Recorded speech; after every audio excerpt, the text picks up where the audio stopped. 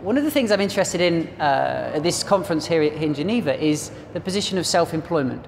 Along with gender equality, entrepreneurship was one of the key areas of the employment strategy since its inception in 1997. In fact, there were four big blocks, if you like, in the first phase, and entrepreneurship and gender equality were in that among those.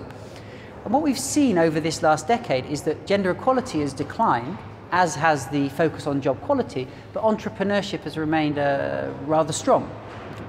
And so within that, entrepreneurship for women has maintained its focus. So the promotion of female self-employment has been an element of employment policies at the European level and at member state level.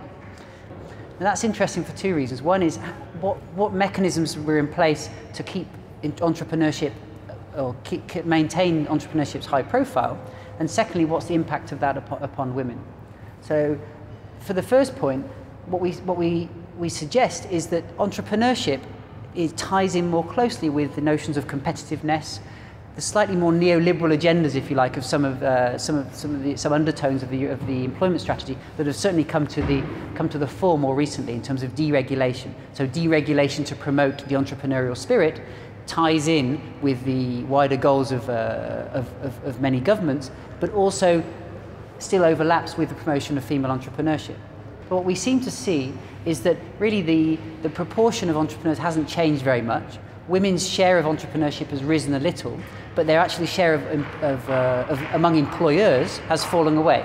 So we see an increasing number of self-employed women, but not so much employers. Now, the concern there is whether there's a push or a pull. Are women being pulled into entrepreneurship as a positive choice to be entrepreneurs, business leaders of the future, which has the benefit of reducing inequalities in gender and decision making?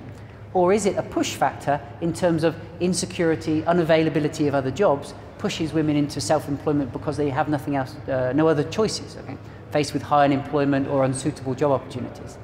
Now, we see tentative evidence of that in the crisis period, 2008-2010, where there is this quite strong rise of self-employment for women, whereas again the entrepreneurial role, the employer role, has remained stable or actually fallen away.